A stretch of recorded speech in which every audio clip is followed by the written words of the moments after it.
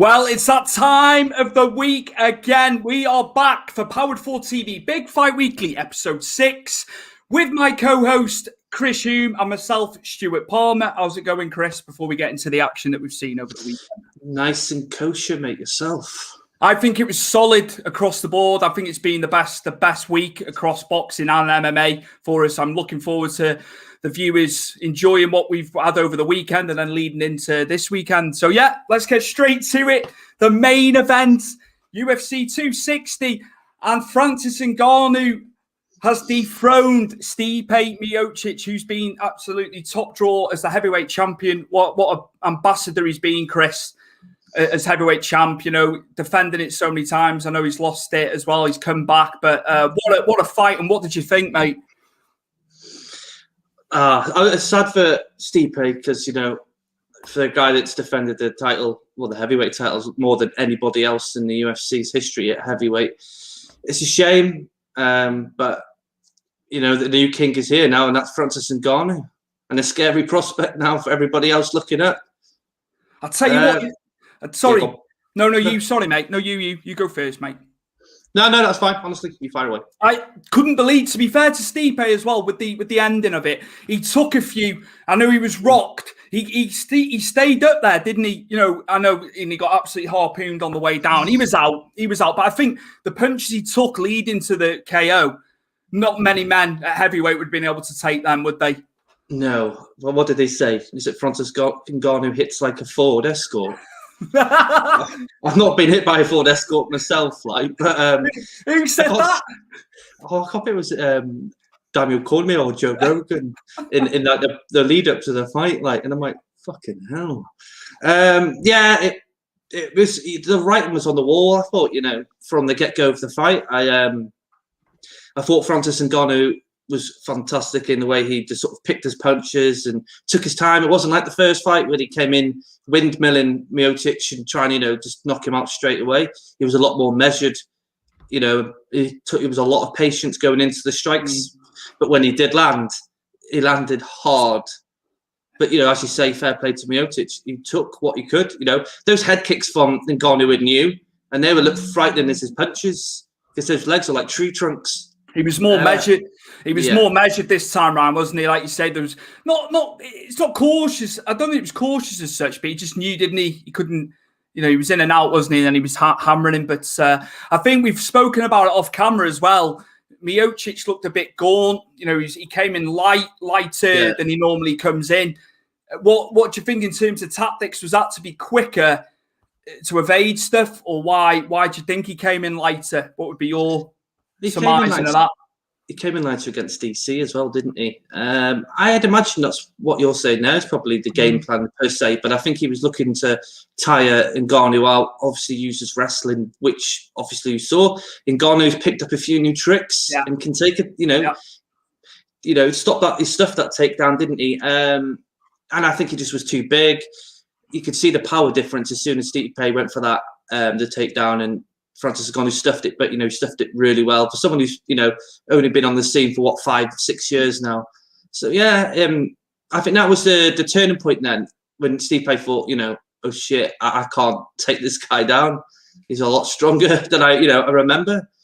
But yeah, as you say, he took some hell of a good shots, uppercuts, lefts, rights. He really did. Like that's we know Ngannou's the most powerful. You know, they've done all the stats over the years, haven't they, with him coming through? But huge victory for him. And then I think we've got to talk about the permutations after, because now it does look like it will be John Jones and Ngannou fighting. But we've had mixed signals on social media from John Jones. What have you taken away from that?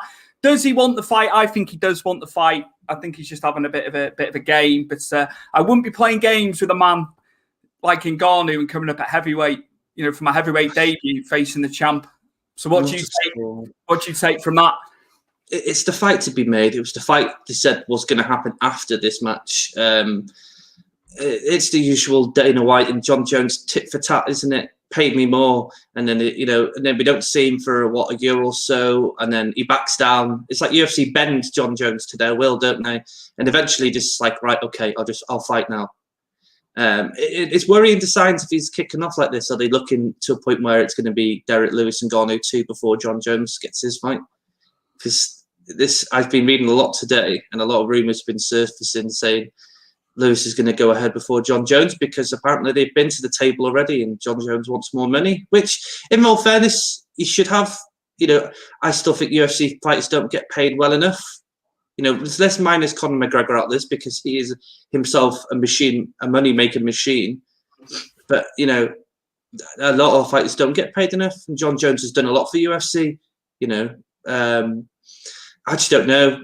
I'd like to see him. I still think he put up a good fight against Ngannou. I don't know whether or not he can take a Ford Escort to the face, but I don't know. I struggle. Like, if you can't, it's now you're saying about takedown defense with him as well. Like, he was better this time around. John Jones it's 260 odd pounds. He's an absolute massive mountain of a man. I worry for John Jones, as good as he is at light heavyweight. I can't see it. And I was itching towards Miocic to win this one. I remember saying last week. And to be fair, you just can't, in terms of power, you just can't count him out, can you, at all? Well, you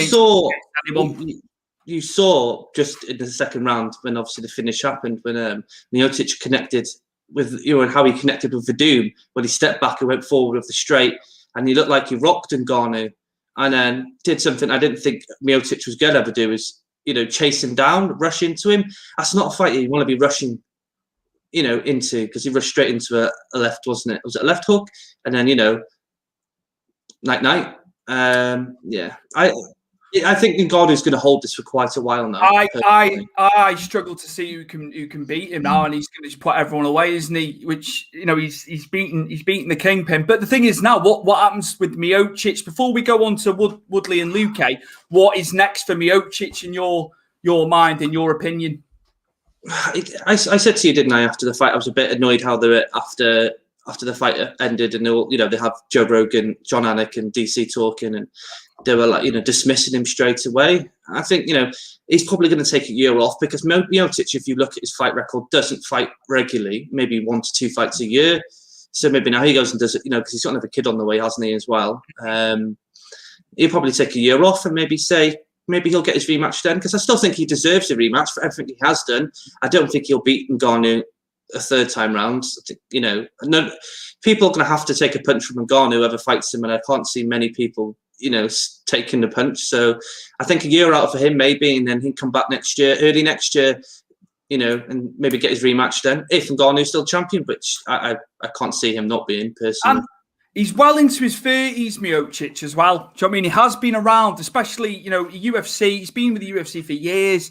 When you think about it, and what he would have done to a lesser degree in other organisations for the years. So I think that's a good shout. I wouldn't have thought of that. Yeah, maybe have that rest up, have the time with the family going into that. And I think we can segue into Tyron Woodley getting beaten by Vicente Luque.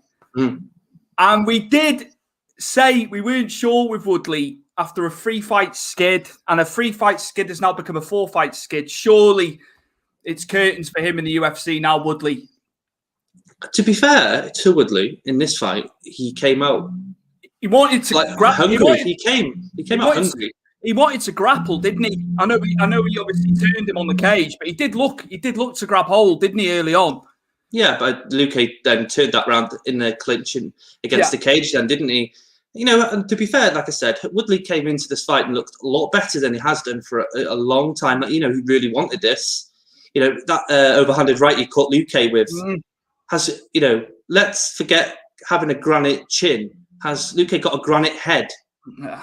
Because you tell me how many fighters in that division would have taken that punch, got rid of the cobwebs that quickly and then hit him back and rocked him. It was a compelling fight, and I think this is good for Luque. This shoots him straight up now. It was crazy to me to see Woodley looked shattered when the punches were coming in, and obviously he was getting a few over, but he still kept throwing, Woodley, didn't he? But Luque, high volume striking, and he can do a bit of everything as well. I was very impressed with him. I was very impressed, and he's beaten the 7th person in the ranking now, and he's 10th himself. And like you've been saying previous weeks about this, there's Michael Chiesa there. There's Wonder Boy above him now. So Luque. Well, he's fought Wonder Boy already. How did that go? Just remind me. Stephen Thompson took him to a decision, but Luque pushed him all the way. Yeah. So Stephen Thompson's right up there as well. Like. How would you see him faring in a second fight against Wonder Boy Luque? I don't know, because I think Luque is still good, and he's what he did to Woodley. I don't think you're going to do that to Wonder Boy standing up. Wonder Boy's stand up's fantastic, and he did. Like I said in the first fight, you can go watch that on YouTube. I think it's on BT Sports page. But it was close. But I think it's one of those sort of fights where Stephen Thompson isn't going to go do a Woodley and wild swing overhand rights and get connected and pushed up to the cage, the way he did towards the end. Because if you look at it, Luque finished Woodley twice there, because he was pretty much knocked out on his feet before he put the Darce choke in. That's a nasty choke. That the way he had it in, you just see Woodley gasping for air. That's a nasty sub. That is. If whoever gets you heard his coach. You heard with these coaches. You know how to get out of this. You know how to get out of this. But at the point that then I think. Woodley was too far gone, and it's a shame. I don't think we're going to see him again. I think that's probably the end. Maybe definitely in the UFC. I can't see Woodley getting another fight now. Maybe he's had a fantastic career. You look everything he's done, but I think it's just coming to the point now. He's 38. He's 38. You look at Luque. It's prime time for him now. 29. There's a lot of younger guys, but he's done fantastic. He was champion. I don't know if you watched him after the fight for his post-fight. You're all going to ask me who you think he should fight next. Woodley. No. I mean Vicente Luque. You're going to ask who who he wants to fight next. Yeah, you. Yeah, he did that. He did my job for me after the fight. He called out Nathan Diaz, didn't he? Interesting. I love that fight. I don't know. They keep saying they've got something in the pipeline for Nate Diaz, so he likes to be called Nathan Diaz now, doesn't he? I love that fight, and I think that was a good fight to get Diaz back in the mix, because he's been so long since that god awful bloody belt fight with Masvidal. The fight was great, but the belt itself was an absolute shambles. He's a draw. That's Luque's probably looking at it. You're saying about numbers and fighters not getting paid, but I think look at Nate. Nate will draw. Nate will draw he'll draw. There'll be buy rates through the roof. Absolutely. Good fight night card. Main event that. I looked at who we could fight next. Obviously, you did say Wonder Boy, but I can't see them putting them two together again. There is Leon Edwards, there's Covington and Chiesa. Who haven't got dancing partners at the moment. Obviously, Wonder Boy hasn't either. There's 4 fighters there. That's including Diaz, so we make that 5. That he can perfectly be matched up with. It's a compelling. The welterweight division is starting to take a bit of structure now, because these people who are holding on to their rankings need to start fighting, because they are holding their rankings to ransom at the moment. That's it, man. I think it's time to get into another fight with a hot. An up and comer, actually. There's a lot be made of this guy, Sean O'Malley, with the victory against Thomas Almeida, who's been around the UFC for quite a while. There was a lot of plaudits for Thomas Almeida years ago. I remember him coming through. What a performance from Sean O'Malley, Chris. Do you know what I took away? Do you know what I noticed? One thing straight away in that fight. Yeah, Almeida had the high guard for so long. Sean O'Malley, for the most part, when he was getting in close, he went high guard. He put his fists up. A lot of the time, his guard was just low down. He was just low on his feet, and then he was getting his shots in. But Almeida was high with his fist right the way through that fight. I noticed he wasn't as free as O'Malley. I know you there could be a chance you're getting chinned, not having your fists up, but his movement was brilliant, I thought, from what I could see. What did you take away? I thought O'Malley was fantastic in all 3 rounds. Controlled the fight perfectly.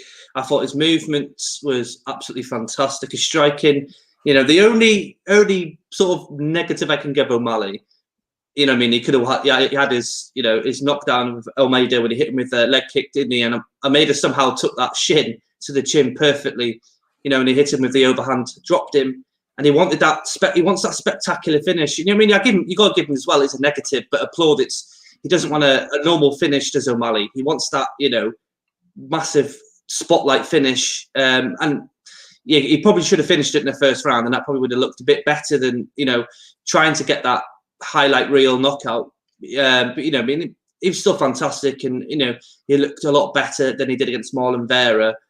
Going forward for him, he's got some good fights he can have, and he's already called out Dominic Cruz now as O'Malley. Interesting. I don't know how that fight would go, but it's a good test for him because you know, Cruz looked really good against Kenny, didn't he, a few weeks back? Absolutely. Belting fight that was. I was a bit gutted for Almeida because I can't see him now staying. I think that'd be another cut then with him and Woodley for this because they're both on a 4-fight skid now. Yeah. I thought he was going to come in and really go for it. You know, this is his contract on the line basically, but O'Malley just proved that he's still a good fighter. And the good thing is he didn't have any injuries, you know, to his legs. He's just a really fluid fighter, is O'Malley. Really impressed, and looking forward to see where he goes now. He seems dead grounded as well. You know, post fighting that he's not up his own backside, as it were. I know some people do that to sell the fights, but he seems very grounded. But as you say, at that weight, the fight possibilities are fantastic, and what a performance! Beautiful, you know, really nice to watch. But I just thought maybe Almeida could have freed his arms up a bit. He was too high with the guard, and then he was getting hit to the body. He's getting hit to the body, then, isn't he? Yeah. You know, that's the first shot, and then it's just you could tell the way it was going. You could see he moved Almeida around at will, made him, you know, fight his fight. Almeida looked very scared, as you say, that it was a really high guard, and you're susceptible then to bodies, and then he wants to go. You know, you're moving your guard down, they're going to the top. You know, unfortunate for Almeida. I think this is the end of the road for him. O'Malley again now. He's got, you know, a few fights.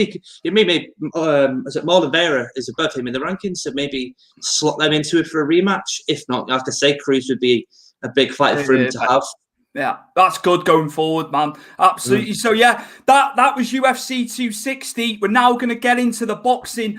What a night of boxing on Sky Sports Box Office, The Zone internationally, and Dylan White avenges his loss last August to Alexander Povetkin. And what a fantastic performance. I just did not understand with Povetkin in round 1, Chris, what was going on with his stance. He was all over the place. He was. It's like he couldn't get his legs up from underneath him at all. It was like me going in there like Bambi or something, you know. And it wasn't as if White peppered him with heavy shots. He was grazing him. It wasn't actually. It wasn't the punches, because we know Povetkin can take heavy shots. It's just like get your footing sorted, and then. His balance was all over the place. I'm hearing all sorts of stuff here now. They bring the age thing in, you know, because White's won, and it's a lot of the Americans. They're jealous of what we've got here in heavyweight boxing. I don't care what anyone says, and the problem is, he still needed to beat him. The Klitschko's were still boxing into their 40s. You know, at the end of the day, he had to avenge it to then get back into the elite class. You know, I want Dylan White to. Dylan White needs that WBC title shot, but I think the fight to be made off the back of this is Wilder. And I know that's getting touted in the press, in the media. But I've wanted that fight for long. He's on the right course now. That's the first feasible fight for him, because Fury and Joshua have got 2 fights. So that's going to hold it up then, isn't it? Get him in there. Get him in there. Wilder. White will go to America to fight him. He'll just do what Fury did. He'll go over. He's not bothered. So what do you reckon? What, with the Wilder fight? Yeah. What did Eddie Hearn say after the fight? That Wilder DM'd Dillian White to say he's never going to get the title shot when he was the champion before Fury to cut off him. What kind of champion does that? Like, I mean, fight your mandatory. Fight your number 1. It's a fight to be made, because I mean, Dillian White needs a fight now, doesn't he? He needs to get back on that road. He needs to get to get towards Joshua and Fury. I thought White was fantastic in this fight personally, mate. I thought he was straight on it immediately. This is how he was beating people. And like you said last week, Chris, he had the opportunities in the first fight. He put him down twice last August. And he wanted that first round knockout as well. I think he was gutted. He was gutted, wasn't he, on the post fight? I was trying to put him away in the first round, but fantastic performance. Worked the jab well, evaded the punches. And he was very much like Ngannou in the cage. He was a bit cautious. He was just taking his time, and it worked perfectly. It was great tactically. They've got Lennox Lewis's ex-trainer in his corner as well, which is huge for him. I think that's going to help. A lot of experience. The team he's with now is great. He's not seen his family for months. He's been training. Dedication, though, isn't it? He's been in Portugal, and the only other fight. But Usyk's not ready to face someone the caliber of White yet, heavyweight. That would be another one. But Usyk's due to, he's working his way up. He's not ready for White coming up from cruiserweight. Do you know what I mean? But that would be another one, further down the line, maybe, depending on how Usyk gets on. There's plenty going on. On. You saying before that people are giving up about Povetkin, and I didn't realise when I watched the fight, he's only lost to 3 people. His whole, 3 people. Exactly. And then 3 big people, 3 big Klitschko, Joshua, and White. Klitschko before he fought Fury in 2015. So I can't remember the exact year he fought Povetkin, but he was he was younger, wasn't he, before he fought Fury?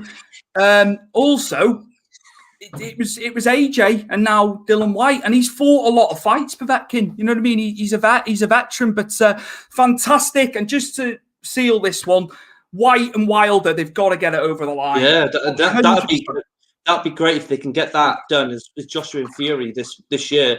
All the boxing fans, that's water in the mouth, that isn't it, really, for those 2 fights to happen, if they can get it done. Another fight we had as well, the debut of Campbell Hatton, Ricky Hatton's son, Matthew Hatton, obviously Ricky's brother, is his head trainer. Fantastic to see. Just a 4-rounder, first fight at super featherweight. And yes, Jesus Ruiz, who's never been stopped, but he's now 0-11. And there again, I saw criticism left and right about Hatton's performance, Campbell's performance. And I think that's unjust. You can see he's going to be like his dad. He likes a power punch. He likes working the body.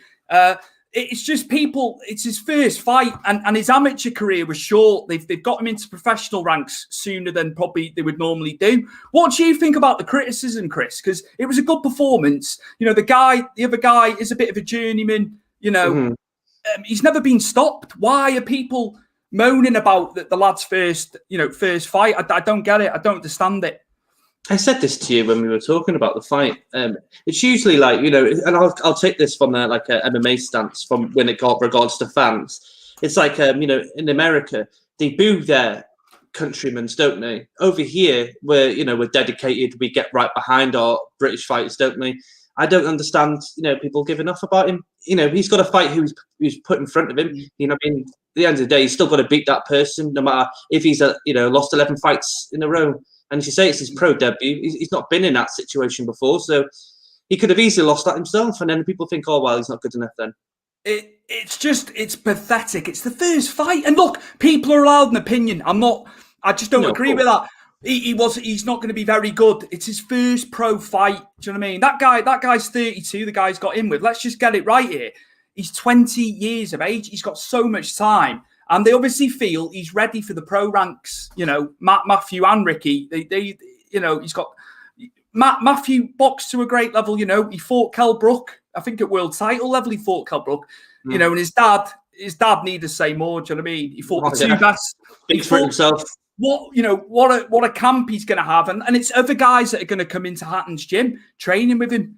I'm sure Fury will be around giving him advice. It's just the wealth of knowledge that boy's going to get. But yeah, just looking forward to seeing what happens. He needs to tuck this in a bit more. I only noticed when I was watching the fight, he needs to be tucking his chin in a bit more. He was critical about his performance a little bit, wasn't he? Which is good. He's spotting stuff without being told in the corner. So yeah, brilliant. And hopefully, fingers crossed, another UK fighter. And carrying on the Hatton legacy going forward into the future. Absolutely. Definitely. Now we're going to get on to the match of the night for the vacant British light middleweight title, and it was Ted Cheeseman. You laughed about his name. What's her name? Cheeseman. Against JJ Metcalfe. He was, honest to God, man, it was the best fight. It was the fight of the night. I'll take your term that you've used before. It was like they were fighting in a phone box. They really were. They really were, mate.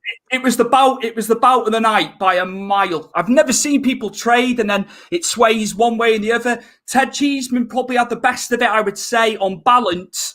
But leading into the dramatic KO, Metcalfe did land some heavy shots, and Cheeseman, before the bell in the 11th, manages to knock him out. Yeah, and it was a really good straight jab, wasn't it? As he was going backwards. What a fight! And I mean, this is sort of like this is the commercial for a title, isn't it? If you want to win a title, you have to go out on your shield, and these two went out on their shield in this fight completely. Very boxing at its finest. We've always 100%. Had British title fights. You go right through, the annals of time, history, go way back, very, many years. So there's just something about it, the will to win. And, as much as they want to get to world title level, these boxers love getting British Commonwealth titles leading in to get into the top end. I do struggle to see these guys being able to do it at the top at the world level. I really do. The way they box, it's a bit, if you get caught against some of the top guys in the division, you're going to know about it. Yeah. But just to close out on this one, he has said he wants Anthony Fowler who boxed last week before. So that's another. He wants the British title fight against Cheeseman. But you've got Scott Fitzgerald in the mix as well. But Cheeseman's lost to Scott Fitzgerald, as has Anthony Fowler. But there could be like a three-way thing going on here where they all, fight somewhere down the line. So, yeah, very, very good. To close out on the boxing, before we go to break, new heavyweight prospect, Fabio Wardley. We've got another heavyweight prospect coming through. And he beat Eric Melina, the gatekeeper, as you like to coin the phrase, gatekeeper. Eric Melina, he's fought all the best at heavyweight. And he downplayed Wardley before this fight. He said he's a blown-up cruiserweight. He was just like, I'll beat him, I'll do him. But Wardley, I think he boxed well. He caught a few shots early on, but as the fight wore on, I think you could see he was getting his shots away. What did you think, Chris? Firstly, right, you can correct me. I couldn't understand Wardley's fighting style because he was a bit everywhere. I know that he was in and out, but it was hard to sort of gauge what his style was like because he was really in and out. I thought that Melina did quite well actually in the first couple of rounds. He got off some good shots, didn't he, against Wardley? And he rocked Wardley just before Wardley hit him with that hell of a good straight cross and knocked him completely out.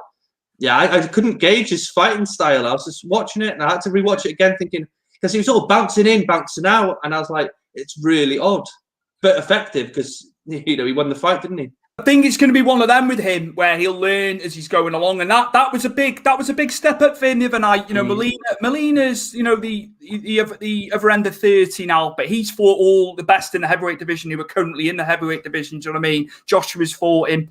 He's fought loads and loads of guys, so it was a good one. It was a good litmus test for him, and getting the KO as well, because Melina said prior in Wardley's previous fight, he was against a blown-up cruiserweight, if you will, who went up to heavyweight to fight him. Right. And he dismissed him. Melina dismissed him, but dismiss him at your peril. That's all I've got to say about that. But yeah, it'd be interesting to see what happens to the Ipswich native in the future. But yeah, I think it's perfect time to see what Powered 4 TV have got on offer on demand. Go watch it.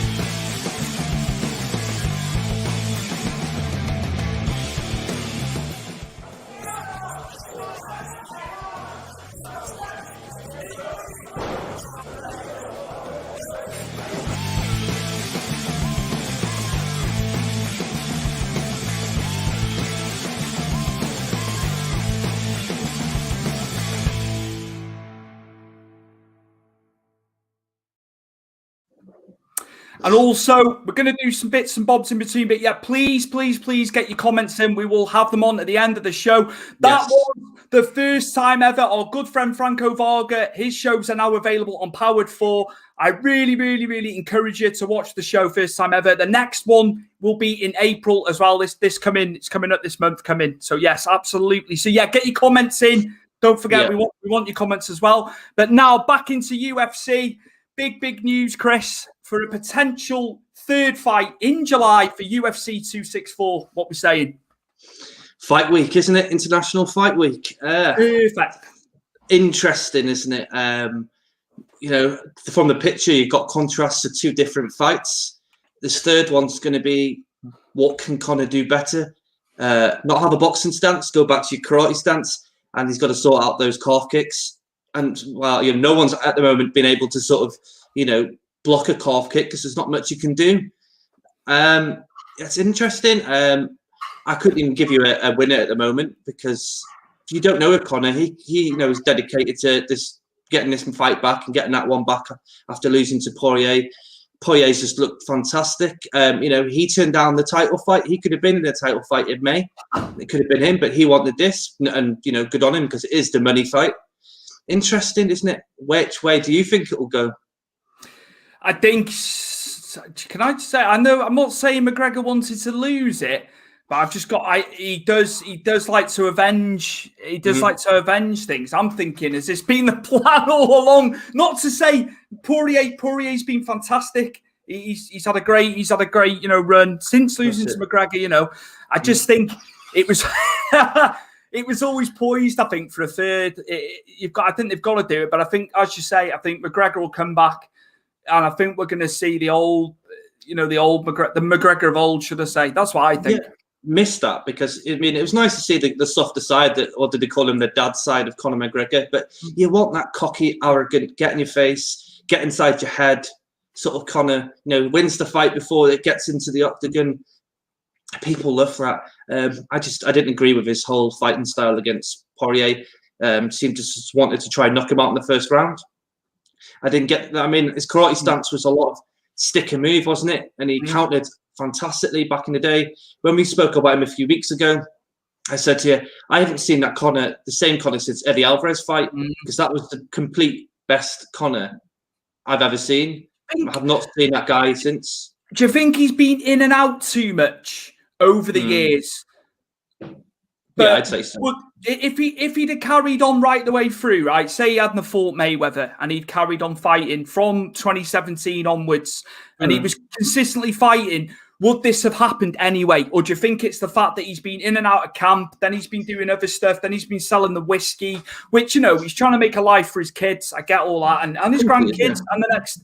Do you think because he's been in and out, it's affected him over the years? Yeah, definitely, because you're not having that gathered momentum, are you? You're in and out, and he hasn't won a fight since Eddie Alvarez. He's lost. Cerrone, but do you count that?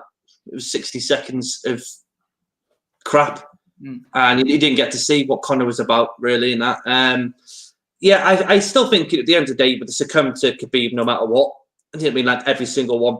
Yeah. That went up against Khabib, succumbed to him. I thought, he would have been a lot better if he was, consistently in the octagon, fighting MMA instead of, going off to do his other things. It's a shame that he didn't get his momentum last year when he did beat Cerrone. I think you might have seen a different Conor if they fought the second fight was last year instead of this year. It's a lot of stop-start for Conor, isn't it? We don't see him. From when he was beginning the UFC, he was fighting 2 or 3 times a year, didn't he? And then he had his injury, and then he started this once a year. Then wasn't it? Has the competition level changed since he's been in and out? Is that another reason from when he because use the word again, kingpin? He was kingpin. He was the draw. He was the poster boy. And he warranted it, but. I think the styles of people. I think people have got better. 155, 170. Do you think he's got to stay at 155 as well going forward? What would you do? He sent that picture, didn't he? A few weeks was it last week when there was a picture of him at 145, and then one at 55 and 170, and he sort of said what was his worst, his best, and how he felt throughout the weight cuts, and he said 170 was his best. I don't recommend him going to 170 because he'll get chewed and spat out immediately because there's too many good wrestlers and killers up there. 155 is his best, and he was good in 155 at Cage Warriors. He was really good there as well before he went up to the UFC. I don't know. I don't think we should look past Dustin Poirier because I think he's just got worlds and worlds above him. In the second fight, you saw the difference between them, but that's because Poirier's been fighting consistently for years and he's fought the best. It's a close one to think, but I don't know what Conor we're going to get, especially in the fighting style. You know what you're going to get with Dustin Poirier. He's just going to come hard and try and knock you out. I don't know what happens with Conor if he loses this again because I don't know where he can go. I think it's on the line for him. I think in this fight, personally. Well, hopefully for International Fight Week, the famed International Fight Week, where the fans would go to the conventions, to the expos, and they'd have the events, wouldn't you, leading in, and then the big one. So hopefully they can get that signed. It's historical July for UFC as a month as it goes. And I think, Chris, you touched upon this is the next topic, and you brought this to my attention. There are now no American title holders within the UFC. People have left their original countries to go and live in America. Your husband's, Nigerian, isn't he, as well? But some people can hear the American tones in his voice. Izzy moved, didn't he, to New Zealand? I'm right in saying that, aren't I? Yeah, he was born in Africa originally. But yeah, I didn't twig until you told me about this. No American title holders in the UFC. No, they all represent, the ones that, represent, like Aljo represents Jamaica, doesn't he? Yeah. And it's crazy to think in this sport, this day and age, there's no American champion. But it just shows you how far other countries have come, with their fighters. And it's a good advertisement for everybody else. So, you can get, like Francis Ngannou, a fighter out of Cameroon, had nothing, next to nothing. Somehow gets to France on a boat that took a long time, and look at him now. It's a good advertisement for everybody that you can get a fighter out there that can not have America control every division, because everyone's getting better. And just to segue into that as well, don't forget a lot of these guys move to America to train in America. So we're not taking the best places you can train. We're in America. Is America. Before people, if we've got any Americans on and you're like, well, you're having a shot at America. We're not doing that. Not at all. People moved, Bisping, the list is endless, isn't it? We've had loads of guys over here go over there and do intensive training or move there. To go over there. They have to go over there. It's still the best fight camps in the world, wherever pretty much. Absolutely. You're not going to get many better camps than what the ones in America have. You can name a few that have still got multiple champions in their camp that are from America. They still go there because they need to still learn how to do other aspects of your MMA, the game, and your skill set. I'm not knocking not having an American fighter. I just think it's astonishing to think that and how many divisions we have, and we have not one American champion anymore. Not one. Has this been made light of by anyone? Has Dana addressed it in the media? Has there been any talk about this? Because it is big. Because it's an American company. It's an American company, and they haven't got an American champ across any. I've not seen. There might have been a couple comments I've seen today, but I've not seen anyone directly say to Dana White that Christ, you haven't got an American champion now. But it's good for the sport, and it shows you that, like I said, anyone from any country, can get a big star that doesn't have to be from America, with the because they have the best camps there, and take the fight, take the title. Sorry, it's good to see. I love the fact now. I've watched it for many years. I just love the fact that the skill level of the guys that we've talked about it many times. These guys now are so multifaceted. They're not just good at one thing. All the guys, doesn't matter where you come from either.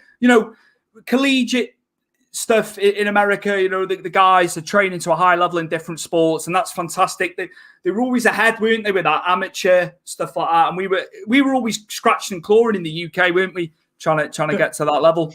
It's always the wrestling, wasn't it? Especially when you look back to the UK-based fighters that used to go over there. They were always handy with the striking, the UK-based fighters. But as soon as they fought a half-decent wrestler, they'd be taken down, and that'd be game over then.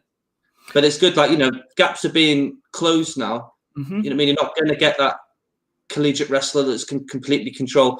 Oh, obviously Usman, but Usman's, he's adding things to his facet. As you say, his striking's getting a lot better, and he's, a powerful puncher. But yeah, it's just an interesting thing to look at, really. Brilliant. Like when you said to me about what we're going to do this week, and I was like, we've got to talk. I said, brilliant. You've hit brilliant, fantastic topic. Like, absolutely fantastic. Right into UFC 261. And it is sold out at the Jacksonville Arena. It's the biggest gate at the arena in history. Some of the ticket prices have been absolutely bananas. Chris, you made light of this prior to us going live, that they've gone on the resale market, which always happens in sport. $630. And they're for nosebleeds. That's crazy. Insane. I saw one the other day that was $1,700. Those were the actual ticket prices there. Right, still okay. They're still expensive, like, you know what I mean? For anyone in the UK or in Europe trying to fly over, it's still expensive to buy a ticket. But I saw that on minutes, didn't it? It's a huge fight. Obviously, these two getting back in there. We do think Usman all the way. We have said this, but I think it's the fact. The other thing that was scary was obviously it's going to be a full arena. It's going to be like the first time probably in the world that somewhere's been full, like fully full. I think it will be the first. Yeah. So, but you know what, UFC have done it well. You know, going through the whole coronavirus pandemic, they have done really well in getting people tested. And maybe what they'll be is they'll test people as they go along. You know, the fans that come in and buy the tickets. You have to be. You have to have a test before you get, go in. I don't know. I just think it's good for UFC, and a lot of people have obviously balked at it. But you know what? They set the standard last year, and they're setting it again this year, and pulling that trigger first, and proving to everybody that it can be done. And and hopefully, obviously, nothing else will come back after it. And the state of Florida, Chris, at the same time, they've been running stuff with. They were still running wrestling. WWE was still running. Okay, there was nobody in there, bar the workers and that, and it was all. Florida stuff's been going on in Florida right the way through this from last March. So why not? They want to be the first. Somebody's got to do it first. But it's always going to be people clamoring, moaning, grumbling. Why are they doing it? It's dangerous, blah, blah, blah. They've obviously had enough, from scientists and stuff like that. So they can do it for it to be passed. So yeah, it'd be interesting. It'd be good to see a full arena. It'd be nice, yeah. It'd be nice to hear real fans, not, audio clipped ones. Going back to Saturday in Gibraltar for the boxing, there's a lot of obviously expats from Britain living there, and there was only 500 in, but it was a good. You could hear it. It was good. Much better. Yeah, it was so much better. But yeah, somebody's got to be the first to run something in sport at that level at full capacity. So it will be interesting to see when we get this and when it's on, and just seeing fans going wild. So, and it'd be nice. Yeah, it'd be nice to see it. It'd be great. And I bet you after that, everyone will start doing it. Didn't they say the Premier League are getting fans back in May? Yeah. So I reckon that they'll look at UFC and they look at this card. And once it comes out and everything comes out okay, there's no contraction of the disease during or after the fight. Everyone will start doing it then. I can bang on that. Well, bet you on that. That'll be it. They're doing it in the football, in the soccer for the semi-final. I think it might be one of the semi-finals for the FA Cup. They're doing like a test event. I don't know capacity, but Premier League in May, they're going to run to 25% of your capacity. So Everton would be 10,000. And obviously, the bigger you go, like United, they'll be like near 20,000 capacity. So yeah, it'd be interesting.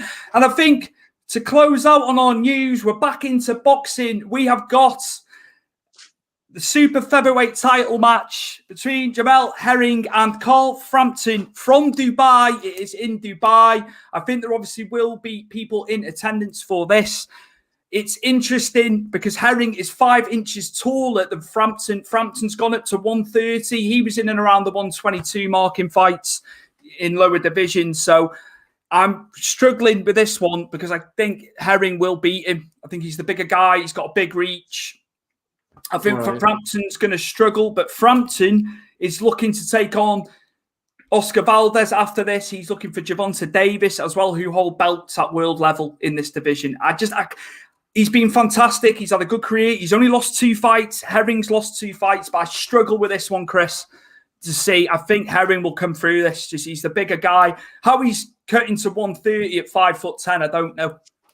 They were on Sky. Was it Sky Sports? I saw them together talking on YouTube this morning when I was doing some research on it. And was it Frampton called him? He's lazy, slow feet, and like after the first couple of rounds. And that Herring agreed. He said, "Yeah, you're spot on there." I was like, "Okay." He's an ex-Marine, Herring as well. So I don't know how lazy he actually is, but hey, Frampton might surprise me. He's had a good career at the lower weights, but Josh Warrington beat him. He fought Leo Santa Cruz at lower weight. He beat him the first time. They reckon Leo Santa Cruz wasn't well. And then the second time, he got dusted. He got absolutely dusted. But Frampton's done brilliant. He's won 28 fights, but he's only lost 2.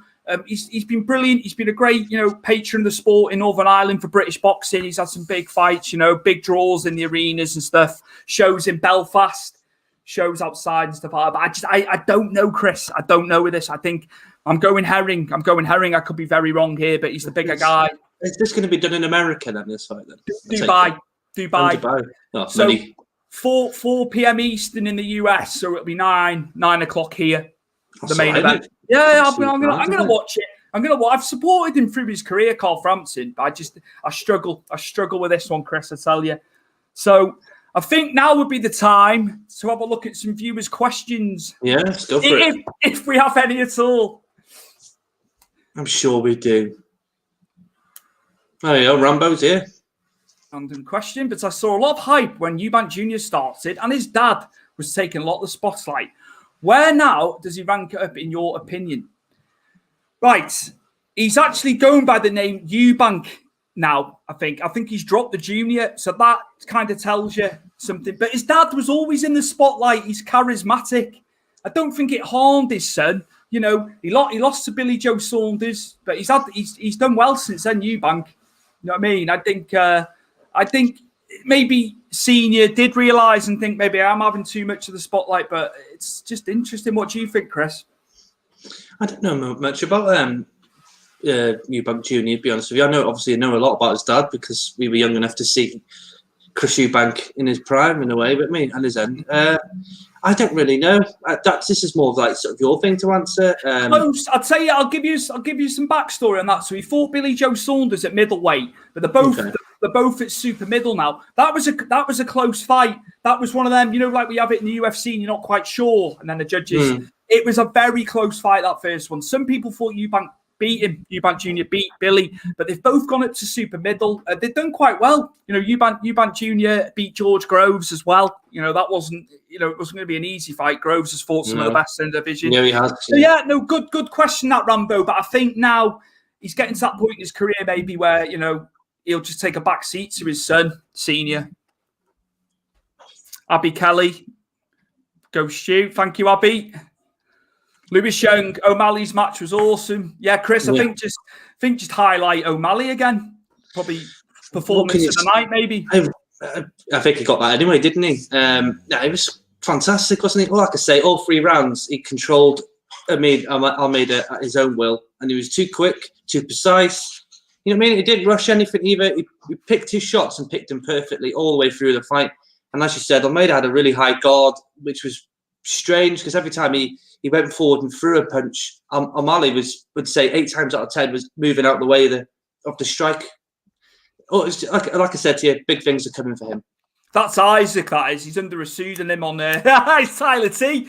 I was like, who's Tyler T? He's been commenting on my podcast for ages. It's like, I'm Tyler T. I think we've already seen the best of Conor and we're going to witness the decline. It's it's possible. It's very possible. And I know Isaac likes Conor. I know he's a big fan. So, yeah, I think, like you said, Chris, it's dangerous territory, this one. It's just to see where Poirier is now to where he was when they first fought. Poirier is, like I said, he's got much better. Brett Thomas. Every week, right? There's only one money fight you need to see, gents. Floyd versus WWE's latest recruit, Logan Paul. It makes no money than any so-called boxer. Makes more money, than any so-called boxer versus boxer. Floyd knows money. Good show, boys. Thank you, Brett. He's not wrong, He's not wrong, When it comes to the money side, he's not wrong. I think it's Sonny Garner in a disguise. This Brett guy. Brett, if you are real and it's not Sonny Garner, please let us know. But yeah, obviously he's got his he's not wrong when it comes to the YouTube. the YouTube lot, TikTok people, they will make more money because they have a lot more following. KSI and Logan Paul, when they fought in America, did a shitload of money, and they got a lot of views because they have such a big background. You're looking at how many millions of people are watching their videos when they upload. I get what he's saying there. He probably would make more money, and that's probably why Floyd's fighting him, because people know who Logan Paul is. His brother's an arsehole, and I kind of hope Ben Askren does knock him out, which I don't see it happening. I don't see it happening because Ben Askren is a collegiate wrestler and a fantastic one at that. He's not a striker. You only have to go and watch Damian Maia versus Ben Askren to see Ben Askren striking, and it's dreadful. But I see what he's getting at. And then Phil, he's an old school friend. We were in high school together, me and Phil. That's when we first met. All right, Phil, lad. Of course, Dana White and Vince McMahon were the first to run. Fans, their egos meant it had to be them. Yes, I suppose. So Vince hasn't stopped. There was loads of there's been positive tests throughout. When they were at the different venues and stuff like that, and they kept running. WWE kept running right the way through. They run WrestleMania over 2 nights. They're doing the same this year, but obviously there's going to be fans in at Tampa, which will be good. And I'm looking forward to seeing what that looks like.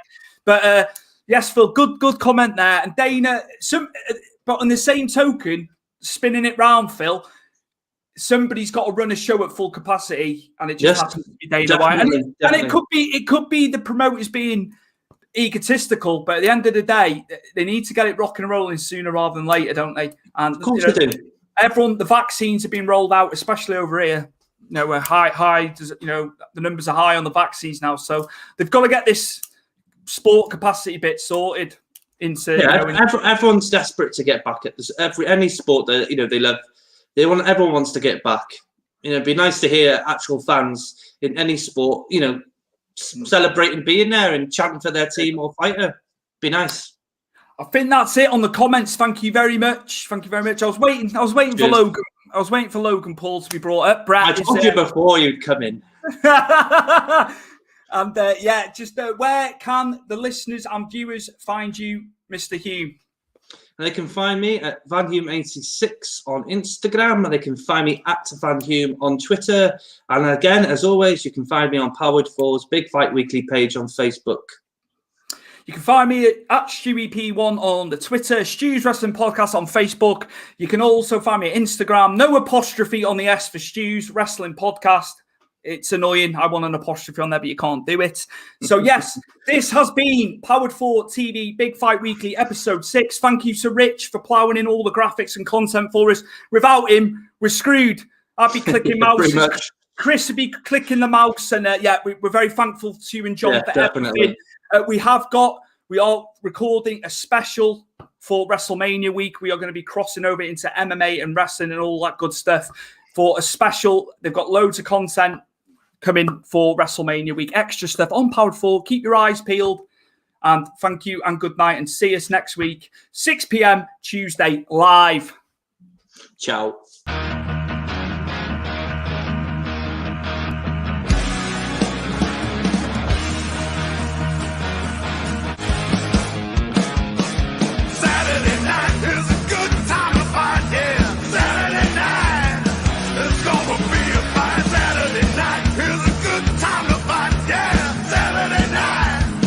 Let's go.